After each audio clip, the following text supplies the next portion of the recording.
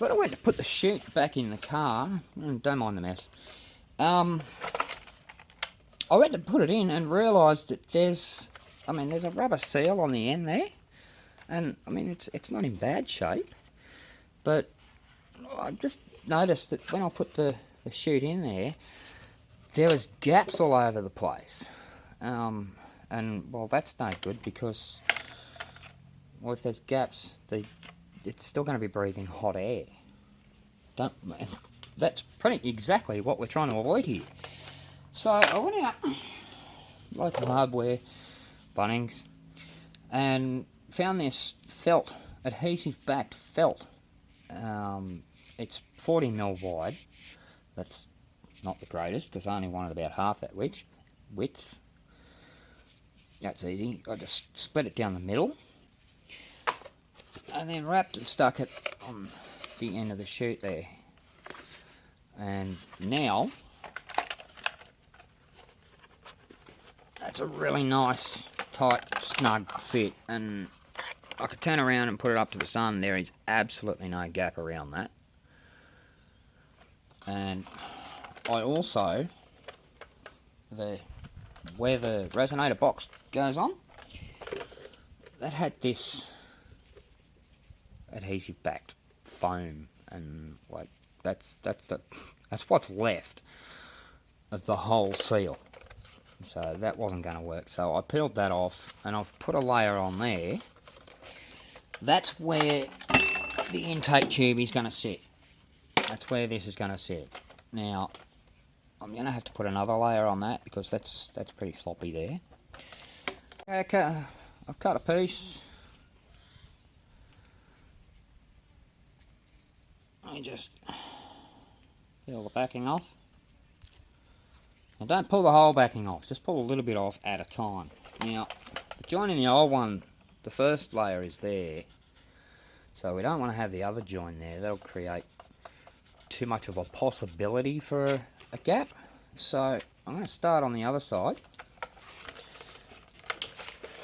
which is about there. Doesn't have to be exact, as long as it's nowhere near it. And then pull the backing off as you stick it down. Because if you pulled the whole backing off, this would probably be stuck down over here somewhere, not where you want it. And you'd have to start all over again and you'd make a mess of it. So yeah, just pull the backing off as you stick it down.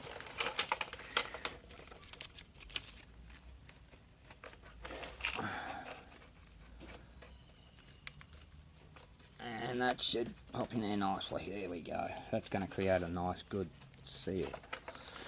Let's see how it fits now. Oh, that's nice. It's not tight, but it's snug. That's a nice fit. So it's cool. We're going to go with that. All right. Let's get this lot back in the car. All right. First thing we need to do is figure out how deep this is, because the elbow that goes onto it, like you can see the lip there, that gap, that distance is obviously more than that. So, and you can see it's got very limited room in here. I'm under the guard, by the way. So what I'm going to do is measure this, and then I'm going to trim this down to whatever height I need, so that this lip will sit up against this edge. So I've got my little square. Hopefully it's long enough, or short enough I should say, and it's actually not. It's hitting the guard back here. Let's try around here. No, there's no. Oh, that's pretty good there. No, it's not, because it's still hitting. So we're just going to do that. Okay, tighten that down. That's about 22, 23 millimeters. There we go. So what I'm going to do here is figure out how deep that is, down to that lip, and going to cut off as much as I need to leave somewhere around 20 millimeters. Okay, I've cut off, so that you can see that's much shorter now. So when I fit that on now, there's still a gap there. Now I'm going to be making a brace to hold that in place, but that's not going to rattle on that continuously, which is a really good thing. Okay, now we can start planning the route of the tubing. The first thing I need to do is I'm going to put a strip from here across to here, because, well, that's where the guard liner bolts down to, and it bolts down to here. So if I put a strip across there, I know I have to stay inside that, which is not really a big deal because there it is there, I'm already inside it. Alright, I have all my joiners here, and basically what I'm going to do is I'm going to plot out where the pipe needs to go. So it sort of needs to come down and over and out. There is where it's going to exit. So first we need to get it to come in a bit. So if we put that kind of like that,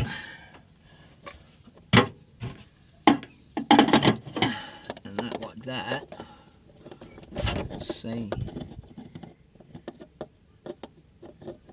I'm just getting a guide on where it needs to go. It needs to come to there.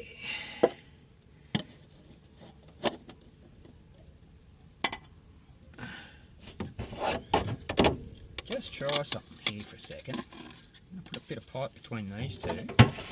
I'm not worried about length at the moment. I'm more worried about angle. So we need that at about that angle. We need that at about that angle. Is it going to work?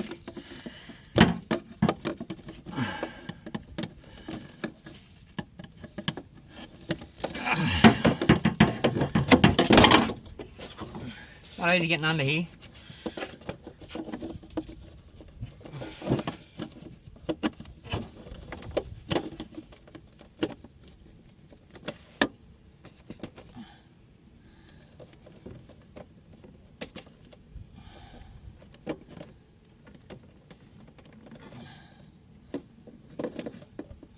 Not quite.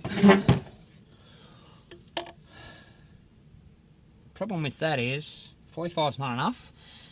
90 is a bit too much, because you don't want to have too many 90s in there. That's just ridiculous. But you know what, I can get that where I need it to go. It's just a matter of playing around with it. So what I'm going to do is I'm going to cut a piece of the pipe and I'm going to join these two together,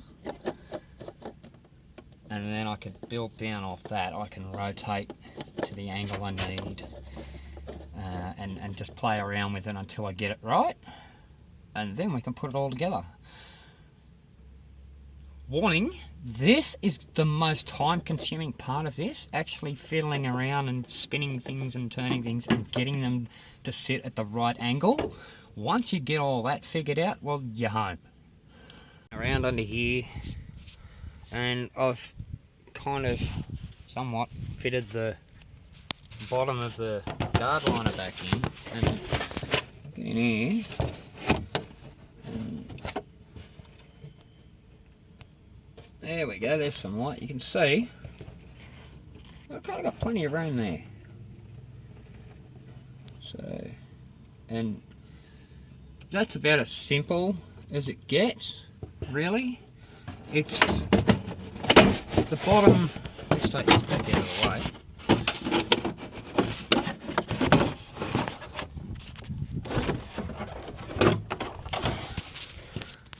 Now I've set it so that it should actually sit kind of about there,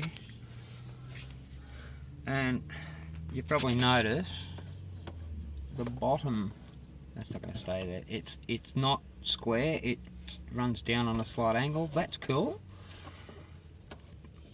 But I have to get it in such a position that it wasn't going to interfere with any of the mounting points for the inner guard, and have it in such a position, and it will sit probably be about there, and there'll be another length of tube go out the front, and I'm going to have to cut a hole here in the inner guard for it to sit through. But essentially, apart from mounting points and that little bit of tube on the end and cutting that hole over there, that's pretty much all there is to it. And you notice there is only one elbow. I played around and I couldn't get a really good angle with both, and it was just too cluttered, so I thought, you know what, just eliminate one of them. I've got enough room there to swing. There's heaps of room to swing, and that's about it.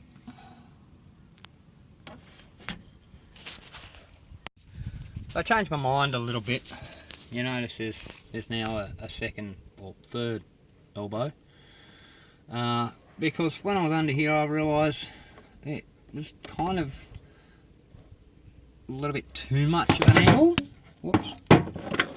So I've just put that third elbow in there just to give it a bit more. But see, with just a single angle down there, it's a really aggressive angle. You probably can't tell on camera here, but I'm actually pointing down towards the ground. Just switch hands and I'll get it down level, and you can see just how aggressive that angle is there. I didn't want it that far down, hence why I put in the extra angle. Whereas with that angle there, you can see I'm down level. It's actually pointing up a little bit. That's going to prevent water and grit and grime and all sorts of rubbish getting in there. The problem with that is if it does get in there, it's gonna collect down around the bottom there. So I might play around with this a little bit more. When I get everything settled, then yeah, we'll move on to the next step. The next thing to do is we've got our basic shape and size, but well, you can see in here, hopefully,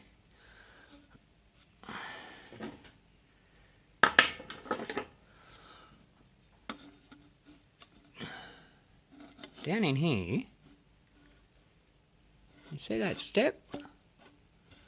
You need to fill that in. So here's the thing.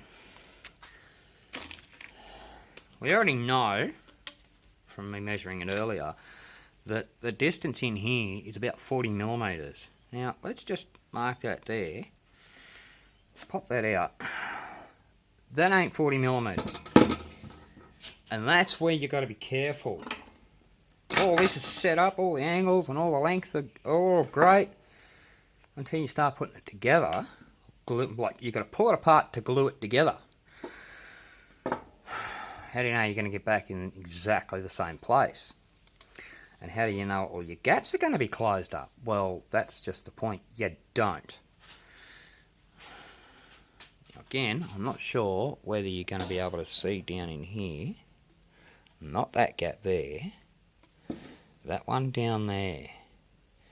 You can see the end of the step. That means, again, it's not seated right up onto the lip. So get our marker. Put a mark there.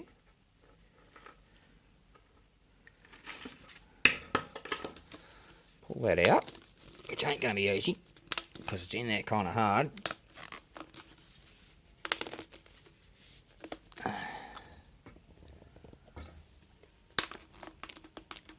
There we go.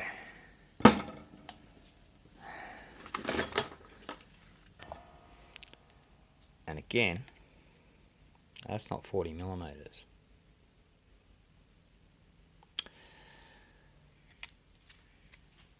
So that's the thing. Once this goes right in here, closes up that gap, well, it's going to be there, which is going to shorten the whole unit, which is going to throw angles out, all that sort of stuff. So basically, you got two choices. Either put it all together tight so all those gaps close up, or start off just using smaller pieces that'll hold them together. When you get the length set, do this, mark it, and then measure the gap, plus, and then add the 40mm for each join, then cut your full length. So from that, I know I now have to cut that about 6mm, that piece about 6mm longer.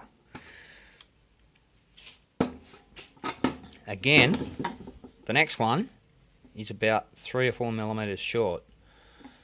It's not a lot, but it can make a difference.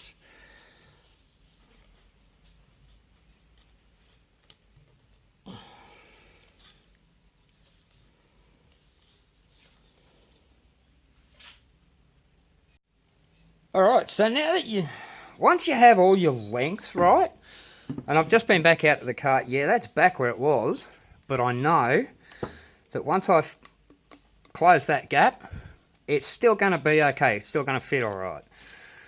So now that I know all my gaps are good, and all my lengths are good, again, you've got to pull it apart so you can glue it all together. So how do you know where it's got to go back together? Well, it's kind of easy. Same way you do any other pipe. If anyone's seen any videos on making exhausts, they'll set the pieces where they need them, and then they just take a marker, boom, another one there. And if you do one at a time, it's not going to be that difficult. I'm just going to, these two, I'm just going to mark just the joint, just the elbows, because eventually that's going to disappear. And that's it. Now we pull it all apart, put some glue on it, stick it all back together.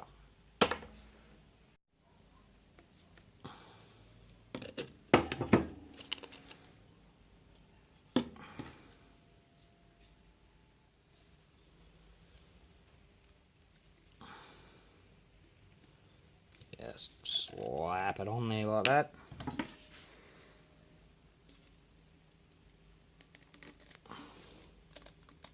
Bam. Pull the next one off.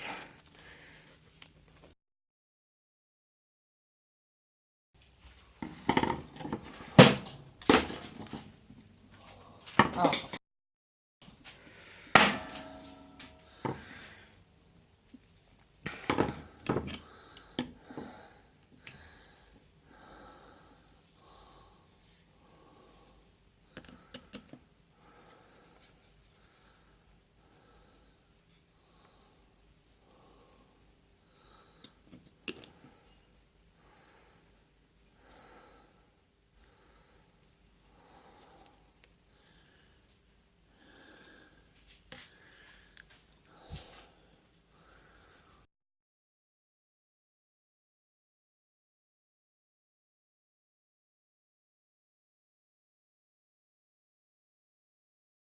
Well, the tubing's together. Now, I don't think I mentioned this yet, but when you're putting it all together, yes, mark all your angles and everything and where you need to join it all. But it's the best idea is to put the first straight piece into the first angle, the second straight piece into the second angle. That way, you still got that flexibility to move it all around. Having said that, now you can see here I've made up a couple of brackets, mounting brackets for the whole unit. The first thing I did was create like a horseshoe around this pipe clamp, hose clamp. And then obviously I clearanced that just is actually touching there. Then I had to figure out how deep I wanted it depending on where it sat and the mounting point. That obviously turned out to be that. drilled a hole, boom, that one, done. That was actually the harder of the two. This one, although it looks kind of complicated, was actually kind of easy. That's where it's going to mount, and there's a point I can mount that to up the front, and then I've got the snout coming out of there. We'll get to that later. But now, I'm going to just mark and glue these on, because this whole thing's going to be painted black, just because. I don't have to, but I want to. But these aren't going to stay black. The paint's not going to stick to the stainless steel, so I'm just going to, as I said, mark out where they go, both these brackets, and then take it all apart. I'm going to glue them in place, clamp them back down. When the stuff dries, I'll take the hose clamps off, paint it all black, and mount it up.